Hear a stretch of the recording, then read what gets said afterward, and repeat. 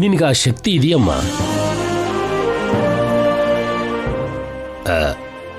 ಈಗಷ್ಟೇ ಸ್ಟಾಫ್ನ ಮಾತಾಡಿಸದೆ ಬಂದೆಲ್ಲ ಯಾಕಮ್ಮ?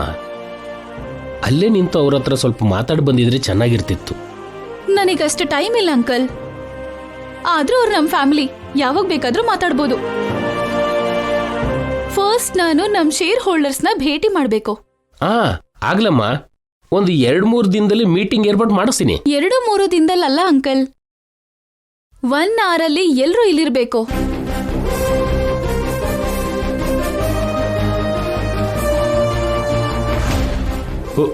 One hour ಅಲ್ಲ? ಎಸ್, 1 ಗಂಟೆಯಲ್ಲಿ ಎಲ್ರೂ ನನ್ ಮುಂದಿರ್ಬೇಕು. ಕಷ್ಟನಮ್ಮ. ಈಗ ಸಡನ್ ಆಗಿ ಮೀಟಿಂಗ್ ಅಂದ್ರೆ ಅವರೆಲ್ಲ ಎಲ್ಲೆಲ್ಲಿ ಇದ್ದಾರೋ, ಯಾವ ಪರಿಸ್ಥಿತಿಲಿ ಇದ್ದಾರೋ. ಜೊತೆಗೆ ಈಗಷ್ಟೇ ನೀವು ಚಾರ್ಜ್ ತಗೊಂಡಿದ್ದೀರಾ, ಈ ವಿಷಯ ಅವರಿಗೆ ಗೊತ್ತಿದೆಯೋ ಇಲ್ವೋ? ಅದೆಲ್ಲ ನನಗೆ ಗೊತ್ತಿಲ್ಲ ಅಂಕಲ್. ಅವ್ರು ಎಲ್ಲೇ ಇದ್ರೂ 1 ಗಂಟೆಲಿ ಇಲ್ಲಿರ್ಬೇಕು. Jayasurya group of industries chairman Surya ವಂಶದ ದಿವ್ಯ ಜಯಸೂರ್ಯ ಆರ್ಡರ್ ಇದು ಅಂತ ಹೇಳಿ.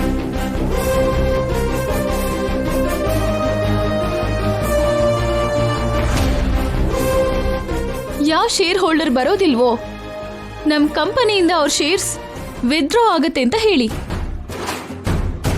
ಈ ಕಂಪನಿಲಿ ಮುಂದುವರಿಬೇಕು ಅಂದ್ರೆ ಈ ಫಸ್ಟ್ ಮೀಟಿಂಗಿಗೆ ಅಟೆಂಡ್ ಆಗೋದು ಕಂಪಲ್ಸರಿ ಅಂತ ಹೇಳಿ. Do it immediately. Yes madam.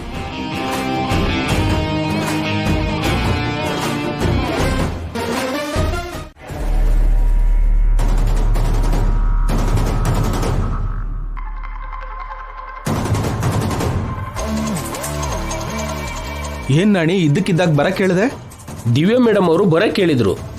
ನೀನ್ ಹೇಳ್ದೆ ಅಂತ ಕೆಲ್ಸನೆಲ್ಲ ಬಿಟ್ಟು ಬಂದ್ವಿ. ಅಂದ್ರೆ ಇದು ಅರ್ಜೆಂಟ್ ಮೀಟಿಂಗ್ ಅಂತ ಮೇಡಮ್ ಅವರು ಹೇಳಿದ್ರು. ಚಿಕ್ಕ ಹುಡುಗಿ, ಅವಳಿಗೆ ಗೊತ್ತಾಗಲ್ಲ ಅಂದ್ರೆ ನಿನ್ ಬುದ್ಧಿಗೆ ಏನಾಗಿದೆ Nani?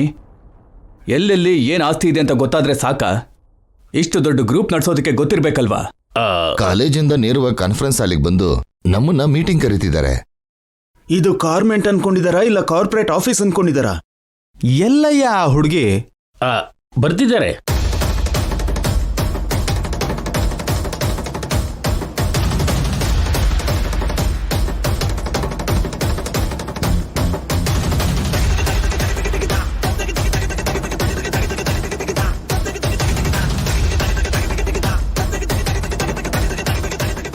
Please be seated. Thank you.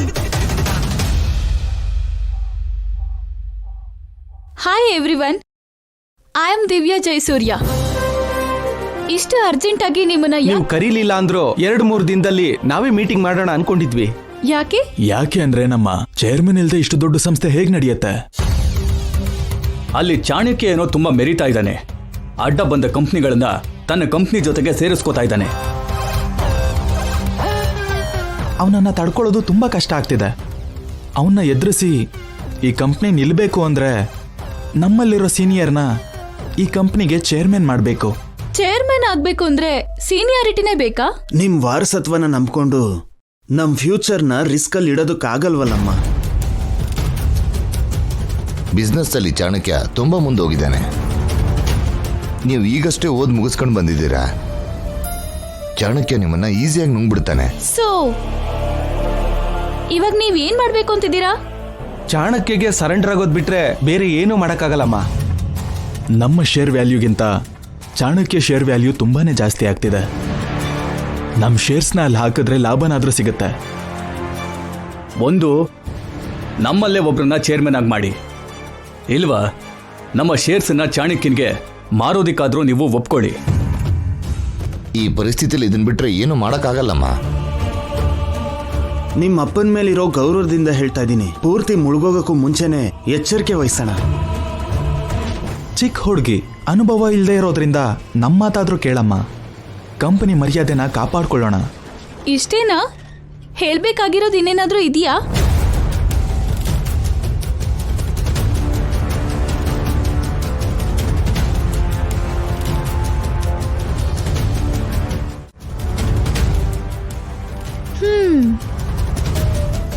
ನೋಡಿ, ನೀವು ಶೇರ್ ಹೋಲ್ಡರ್ಸ್ ಮಾತ್ರನೇ ಅಲ್ಲ, ಈ ಕಂಪನಿ ಬೋರ್ಡ್ ಆಫ್ ಡೈರೆಕ್ಟರ್ಸ್ ಕೂಡ. ನಿಮ್ಮನ್ನ ನೇರವಾಗಿ ಒಂದು ಕ್ವಶನ್ ಕೇಳ್ತೀನಿ, ಆನ್ಸರ್ ಮಾಡಿ.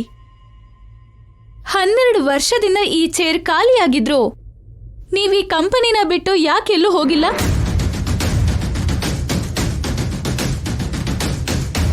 ಯಾಕಂದ್ರೆ ನಮ್ಮಪ್ಪ ಇರೋ ಟೈಮಿಂದ ಈ ಕಂಪನಿ ಮೇಲೆ ನಿಮ್ಗೆ ಪ್ರೀತಿ ವಿಶ್ವಾಸ ಇದೆ.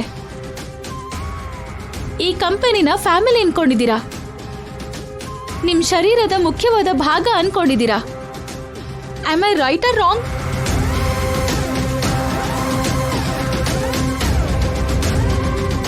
ಸರಿ, ಇವಾಗ ಯಾರೋ ಬಂದು ನಮ್ ಕಂಪನಿನ ಕೊಂಡ್ಕೋತಾರೆ ಅಂತ ಭಯ ಪಡ್ತಿದ್ದೀರಾ. ನಾವು ಮಾರ್ಲಿಲ್ಲ ಅಂದ್ರೆ ಅವನ್ ಹೇಗ್ ಕೊಂಡ್ಕೋತಾನೆ? ನಾವು ಬಲವಾಗಿ ನೋ ಅಂತ ಹೇಳಿದ್ರೆ ಅವನು ನಮ್ಮ ಹತ್ರ ಎಸ್ ಅಂತ ಹೇಗ್ ಹೇಳ್ಸೋಕ್ಕಾಗತ್ತೆ? ಚಾಣಕ್ಯ ಬಗ್ಗೆ ನಿಮಗೆ ಗೊತ್ತಿಲ್ಲ ಅಮ್ಮ. ಅವರಿಗೆ ಸೆಂಟ್ರಲ್ ಅಲ್ಲಿ ಇನ್ಫ್ಲೂಯೆನ್ಸ್ ಇದೆ. ನಾವು ಕಂಪ್ನಿನ ಮಾರ್ಲಿಲ್ಲ ಅಂದ್ರೂ ಕೊಂಡ್ಕೊಳ್ಳೋ ಕೆಪಾಸಿಟಿ ಅವನಿಗಿದೆ. ಅವನು ಎಸ್ ಅಂದ ಅಂದ್ರೆ ನಾವು ನೋ ಅನ್ನೋದಕ್ಕಾಗಲ್ಲ. You are wrong. ಅವನಿಗೆ ಬಲ ಇರ್ಬೋದು, ನಮಗೂ ಬಲ ಇದೆ. ಅವನಿಗೆಷ್ಟು ಕೆಪಾಸಿಟಿ ಇದೆಯೋ ನಮಗೂ ಅಷ್ಟೇ ಕೆಪಾಸಿಟಿ ಇದೆ. ನಿಮಗೆ ಗೊತ್ತಿದೆಯೋ ಇಲ್ವೋ, ಇವಾಗ ಚಾಣಕ್ಯ ಕಂಪನಿ ವ್ಯಾಲ್ಯೂ ನಮ್ ಕಂಪನಿ ವ್ಯಾಲ್ಯೂ ಈಕ್ವಲ್ ಇದೆ. ಅದು ಇವತ್ತಿನವರೆಗೂ ಮಾತ್ರಮ್ಮ. ನಾಳೆ ಒಂದು ಟೆಂಡರ್ ಇದೆ, ವೆರಿ ಪ್ರೆಸ್ಟೀಜಿಯಸ್ ಟೆಂಡರ್. ಆ ಟೆಂಡರ್ ಏನೇ ಮಾಡಿದ್ರು ಚಾಣಕ್ಯಂಗೆ ಹೋಗುತ್ತೆ. ಅವಾಗ ನಮ್ಗಿಂತ ಅವನೇ ಮುಂದೆ ಇರ್ತಾನೆ. ಹೆಚ್ಚು ಕಮ್ಮಿ ನಂಬರ್ 1 ಪೊಸಿಷನ್. ಆಮೇಲೆ ಅವನ್ನ ನಾವು ತಡೆಯಕ್ಕಾಗಲ್ಲ.